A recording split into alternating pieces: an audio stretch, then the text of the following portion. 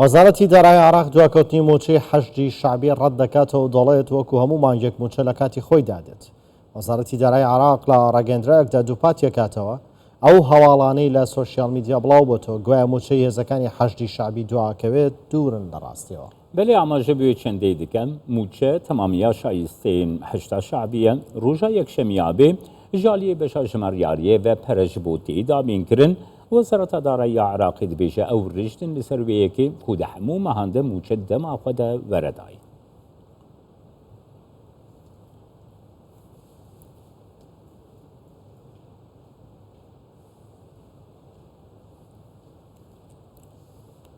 بلێ دیارە و یعنی پەرەیەک زەیدەتی بە هەدەردان کۆمار لە عراقی بچێ عراقی وەزارەتە داراییژی مەهانە پەرەیوان دەدە یعنی مژارێکی گرنگە بێگومان یعنی لە عراقی میوانێمە هەیە شرۆڤەکاری سیاسی دکتۆر خالد عەبدولئیلا شێ بەغدایل گەلمەد بە سلااف بۆتە برێز عەبدولئیلا. دکتۆر سڵاوتان لێ بێتۆم کاتتان باش. ئەو خەرجی کە بۆ گروپە چەکدارەکان لە عێراق ئاکرێت کە ژماران ئێستا زۆرە و بەردەوامیش لە زیادبووندا ئەمە تا چەند بارگرانی و بەهەدەردانە بۆ دارایی عێراق؟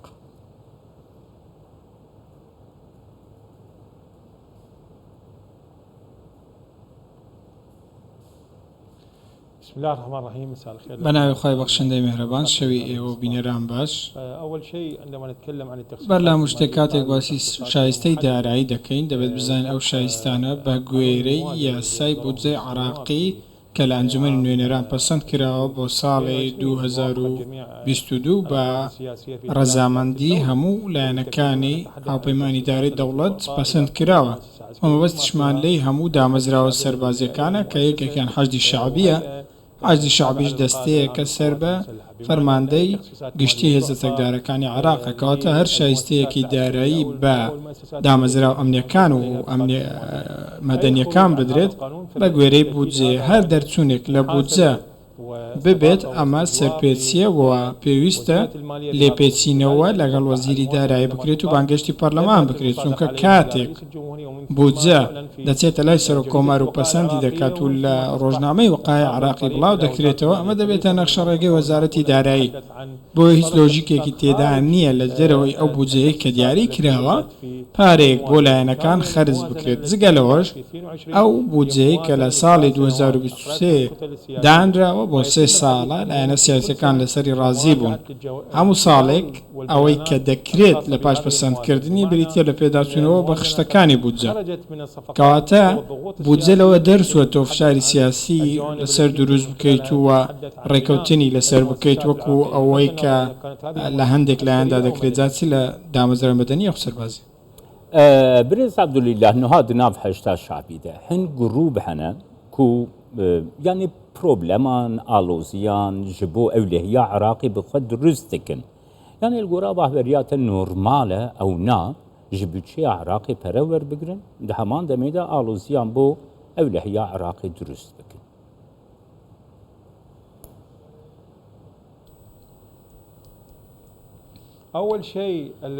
بەر لە هەموو شتێک ئەوەی سەر بە حەشدی شەعبی بێت وەکو دامەزراوەی ئەمنی سەربەخۆ کە یاسایەکی دیاریکراوی بۆ تا ڕێژراوە و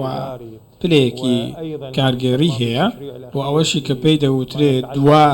یاسادانان کە لە پەرلەمان کراوە پەیوەستە بە پێپلیکانەی ئەم دامەزراوە سەربازیە وەکو هەر دامەزراوەیەکی دیکەی وەزارەتی بەرگری و وەزارەتی ناوخۆی عێراق بەدەرچوونی ئەم فەرمانە ئەو کاتە بەڕاستی ناتوانن باس لەوە بکەن کە لە دەرەوەی بودجە پاریان بۆ خەرج بکەن. ئەمە خاڵێکی زۆر سەرەکیە و پێویستە بە بابەتیەوە قسەی لەسەر بکەین.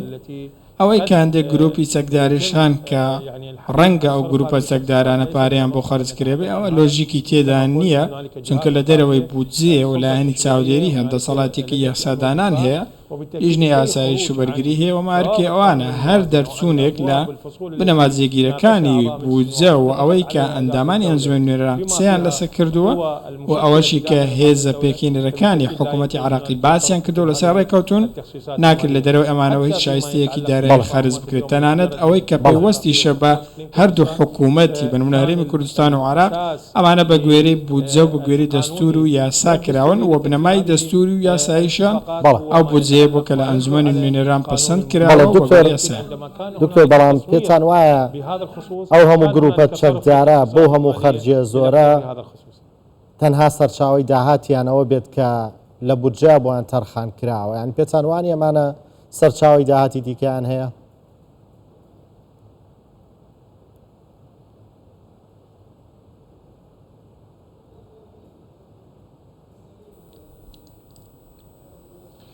لابد أن نتحدث بشكل پێویستە بە ڕوونی لەبارەی ئەم بابەتە شەو قسە بکەن چونکە هەر شایستەیەکی دارایی پێویستە لە چوارچەوەی یاسایی بێت ناکرێت و نابێت پارەدارکردن و شایستەی دیکە بۆ دامەزراوە ئەمنیەکانی عراق خەرز بکرێتە دەرەوە ئەم بابەتە چکەمە پێشێرکردنی سەروەریە بەڵام ئەگەر بە واقعی قسە بکەین ئەوەی لە عراقەیە بەدڵنیاییەوە چەند لایەنێکی چەکدار هەن هەندێک لایەن هەن لە دەرەوەی یاسا کار دەکەن و شایستەکانیشیان بە هەمان شێوە سەرۆکوەزیرانی عراقیش باسی ئەم پرسەی کردووە من لە هاوکێشەی عراقدا هەیەوە نکۆڵی لێ ناکرێت بەڵام پێویستە بە گوێرەی یاسا بێت ئەمەش بە هەمان شێوە پێویستە لێپێچینەوەش لەگەڵ هەر لایەنێکدا بکرێت کە ڕەنگە بە زۆرێک لە جۆرەکان کەم تەرخەمی لە جێبەجێکردنی یاساکان بکەن تەنانەت بابەتی بە بانکیکردنی موچەش بە هەمان شێوە ئەمەش پرسێکە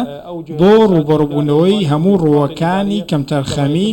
ئیداری و بیرۆکراتیە و ئەمەش هەمان شتە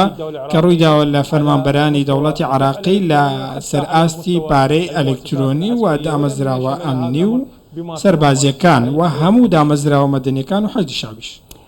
برێز عەبدولله نوهات بۆ خە باوەڕ دەکەی و وەزارەتا دارایی لە گۆڕا یاسایان لە گۆڕا دەستوری تەفدگەرە یعنی هەلوەستین سیاسی وەرناگرە گاواک و خەرجێن وەزارەتا دارایی دکەین گۆڕا بچەیە دکەن بڕاستی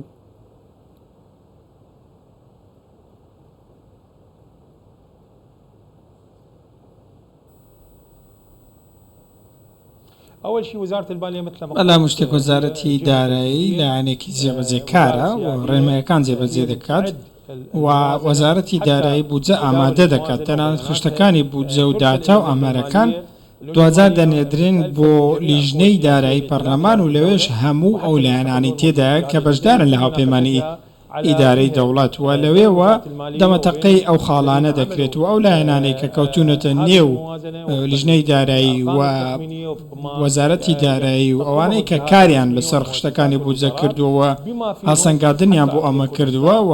تەنانەت لە هەرێمی کوردستانیش هەرچی پەیوەستە بە پەسەندکردنی بودجە بە گوێرەی خشتەکانی بودجە بە گوێرەی خودی بودجێ و دوجار بە پێی ڕێکارە یاساییەکان دەچێتە لای سەرۆک کۆمار و دواتر دێتەوە وەزارەتی دارایی و جێبەجێ دەکرێت ئەم پرۆسەیە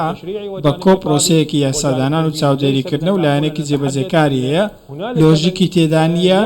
کە کەسانێک هەون ڕێگەلەوە بگرن ئەو پارەیە بە کەسانی شایستەی خۆی بگات ئەگەر پارە لە بودجەدا هەبێت دەبێت خەرج بکرێت و نابێت شتێکی لەو جۆرە بگرێت کە پارەکان دوا بخرێ هەر موچەیە کە ئەرکی وەزارەتی دارایی برمونە ئەوەی موچەی هەرێمی کوردستانە و ڕێکەوتنی لەسەرکراوە دەبێت وەزارەتی دارایی خەرجی بکات و خەرج نەکردنی شایستە داراییەکان دەبێت بە گوێرەی ڕێکەوتنەکان بێت کە پێشتر بە گوێرەی یاسا دانرێەوە بەشێک لە ڕێکەوتنەکان لە دەرەوەی ئەو ڕێکارە یاساییە و بن ئەوە ڕاستە ئەم یاسایی ڕاستەیەکی جێبەجێکاریە و نابێت بکەوێتە ژێر فشاری سیاسی یاخود ڕێکارە سیاسەکانی دیکە بۆیە کاتێک پەیوەندەکانی نێوان حکوومەتی فدرالی حکوومەتی هەرێم دووبارە ڕێخستنەوەی دێتەوە ناو وەردژنەی چاودێری دارایی و بانکردنی دێتەوە ناو ئەمانە هەمویان ڕێکاری یاسایی دارایین و هەمویان بە گوێرەی یاسا جێبەجێ دەکرێن بۆیە پێم وایە زۆر گرنگە وەفتەکانی هەرێمی کوردستان و حکوومەتی فیدرالی بەیەکەوە سەردانی یەکتر بکەن وەکو چۆن سەرۆکی حکوومەت و سەرۆکی هەرێمی کوردستان هەردووکیان سەردانی بەغدایان کرد و هەردووکیان شاندیان لەگەڵ دکتۆر زۆر باستان لە چوارچێوەی یاسایی و بودجە و یاسای بودجە کرد تەنها لە سۆشیال میدیا هەواڵی بڵاو کراوەتەوە کە گوایە موچی حەشتی شعبی دواکرێت وەزارەتی دارایی هاتوۆتە دەنگ ئەڵێ موچەتان دوا ناکرێت لە وادەی خۆیان موچەکانتان دێ بەڵام موچەی مانگی 7 و 8 فەرمانبەرانی هەرێمی کوردستان لە کۆتایی ئەم مانگەدا ناردووە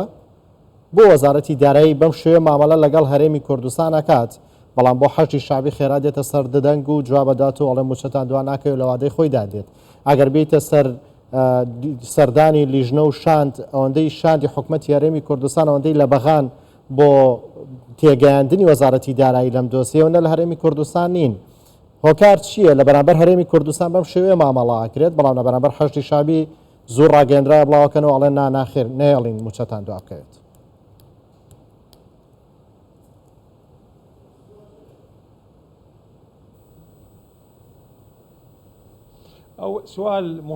ئەمە پرسیارێکی زۆر گرانە و پرسیارێکی زۆر لۆژیکیشە. پێم وایە قوڵایی هەولێر لە بەغدا و قوڵایی بەغداش لە هەولێر پێویستە ڕەچاو بکرێت، ناکرێت بە هیچ شێوەیەک ڕێکاری سزادان لە بەرامبەر خەڵکی هەرێمی کوردستان بگیرێتە بەر بەبێ ئەوەی باسی دامەزراوەکانی حکوومەتی هەرێم و حکوومەتی فیدرالی بکەین. ڕاستە پێشتر چەند لایەنێکی سیاسیە بوون کە فشاریان دەکردووە، ئەو فشارانە کاریگەریان لەسەر ڕێکەوتنە سیاسیەکان هەبوو، ڕەنگە بەشێکیان لە دەرەوە یاسا بوو بنەمە کاری وەزارەتی دارایی تێکدا بوو لە پابەندی داراییەکانی. ئەگەر باسی حەجی شابی بکەین بەر لە وەرزی نوێی یاسادانانی ئەنجومەنی نوێنەران ئەمساڵ چەند یاسایەکان بۆ دەرکردن و ئەگەر ئەو پرۆژێش کە بڕیارە لە پەرلەمانی عێراق پەسەند بکرێت شایستەکانی حەشدی شعبی بە گوێرەی یاسا پەسەند دەکرێن و لەوێ دەچێتە ئەنجومەنی وەزیران و دواتر وەکو لایەنی جێبەجێکار لە وەزارەتی دارایی و دوای واژووکردنی سەرۆک کۆمار جێبەجێ دەکرێت. ئەمە لایەنی یاساییە. من پێم وایە چارەسەری حکوومەتی فیدرالی و حکوومەتی هەرێمی کوردستان یەکلاکردنەوەی یاسای نەوت و گازە بەر لە هەموو شتێک و یەکلاکردنەوەی ئەو یاسانەیە کە وێنەی پەیوەندیەکان زوڵالتر دەکات و بەڵام فشاری سیاسی بەڕاستی پێم وانییە کارێکی باش بێ و پێشمای سوودانی هەوڵ دەدات کە پێشینەکانی موچەی هەرێمی کوردستان دووبارە ڕێک بخاتەوە بۆ ئەی هاوڵاتیان زیانیان پێنەگا لە هەرێمی کوردستان. پێم وایە لە ڕۆژانی داهاتوو هەموو شتێک بە باشی چارەسەر دەبێت دوای تەواوبوونی تەواوی ئەو ڕێکارانەی کە بەشێکن لە لایەنی دامەزراوەی حکوومەتی عێراقی کێشەکان چارەسەر دەبن و دەبێت بابەتێکی تەواوکاری و ڕەنگە ئەمانە لە سەرەتاوە ببن بە هەندێک لایەنی سیاسی و گرێ بدرێنەوە، بەڵام ئەوەی کە سەردانەکەی سەرۆک بارزانیش خاڵی لەسەر ڕستەکاندانە و پێم وایە سەردانە دەبێتە دەرگای چارەسەرکردنی کێشەکان و سەرخستنی پەیوەندەکانی نێوان حکوومەتی فیدرالی و حکوومەتی هەرێم. بەێ سپاس زۆرتە دکتۆر خالد عەبدولیلا شرۆڤەکاری سیاسیش بەغدایل گەلبە. سپاس دکتۆر.